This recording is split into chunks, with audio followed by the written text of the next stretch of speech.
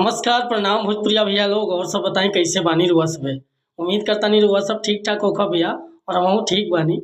तो स्वागत बाटे आप सबके राइटर विजय बागी के चैनल पर। और आज उपस्थित बानी भैया रुआ सबके बीच में लेके कटनी स्पेशल चैतार गीत।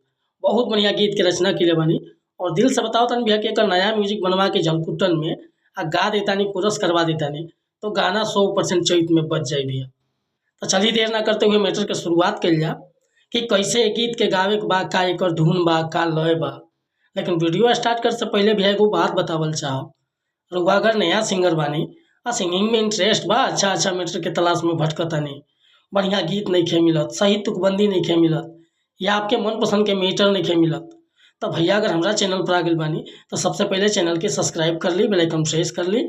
हर रोज रुआ के नया नया मीटर सुने के, देखे के और गावे के मिलत रही भैया। हम हर तरह के सॉन्ग राइट करीला, sad song, love song, romantic song, orchestra song, धोबी गीत, पूर्वी गीत। रुआ कोनो प्रकार के मैटर लिखवाओ खतरा बेहिचक संपर्क कर सकीले। बिल्कुल उचित चार्ज पर रुआ के गाना व्हाट्सअप के जरिए मिल जाए। हमारे व्हाट्सअप के नंबर बाटे 8874473128। देखिए आज के मैटर कैसे गाओ के बाटे। मुखड़ा बा, हरी करिया हो गईल देहिया चैत के घाम से, आ देही में दर्द उठे कटनी के नाम से। कि करिया हो गईल देहिया चैत के घाम से, आ देही में दर्द उठे कटनी के नाम से।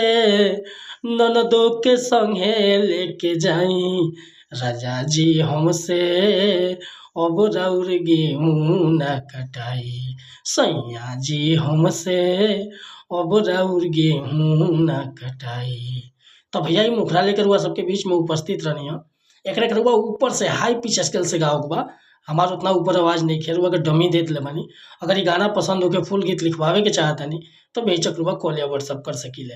और वीडियो अगर पसंद आए तो एगो लाइक करब, कमेंट करब। आ चैनल पर अगर पहली बार आए भैया तो रिक्वेस्ट बा चैनल के सब्सक्राइब कर ले। मिला तनी फिर से अगला वीडियो में, तब तक अनुमति चाहता नहीं। नमस्कार, प्रणाम, धन्यवाद भैया। जय हिंद, जय भारत, जय भोजपुरी समाज।